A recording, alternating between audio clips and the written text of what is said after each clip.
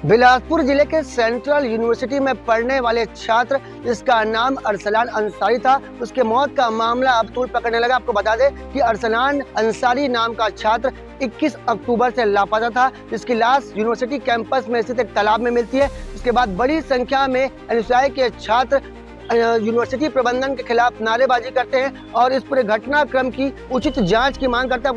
पूरे घटनाक्रम के बाद बड़ी संख्या में कांग्रेसी नेता भी एसएसपी बिलासपुर से मुलाकात करने पहुंचे थे और जांच की मांग की थी, जिसके बाद बिलासपुर के एसएसपी रजनेश सिंह ने टीम गठित कर जल्द ही इस पूरे मामले में जाँच शुरू करने की बात कही थी। वहीं अब इस पूरे घटनाक्रम में आपको बता दें कि जो अरसलान अंसारी नाम का छात्र है वो बिहार से बिलासपुर के सेंट्रल यूनिवर्सिटी में पढ़ने आया था, जिसकी लाश का मामला अब लगातार तूल पकड़ने लगा है। वहीं अब बिलासपुर जिले के जो एबीवीपी छात्र है वो बड़ी संख्या में सेंट्रल यूनिवर्सिटी प्रबंधन के खिलाफ नारेबाजी करते हुए परिसर में जमकर हंगामा किया और 4 सूत्री मांगों को लेकर सेंट्रल यूनिवर्सिटी के पास अपनी बात रखी। आपको बता दें कि अरसलान अंसारी नाम के एक छात्र की मौत हो जाती है, जिसके बाद से लगातार ये मामला तूल पकड़ रहा है। पहले एनएसयूआई के छात्रों ने हंगामा किया, इसके बाद कांग्रेसी बड़ी संख्या में एसपी ऑफिस पहुंचे और अब एबीवीपी के छात्र सेंट्रल यूनिवर्सिटी के खिलाफ नारेबाजी करते हुए आगे की जांच की मांग कर रहे हैं। आपको ये भी बताएंगे कि ये जो छात्र है वो बिहार के छपरा में रहने वाला था और बिलासपुर के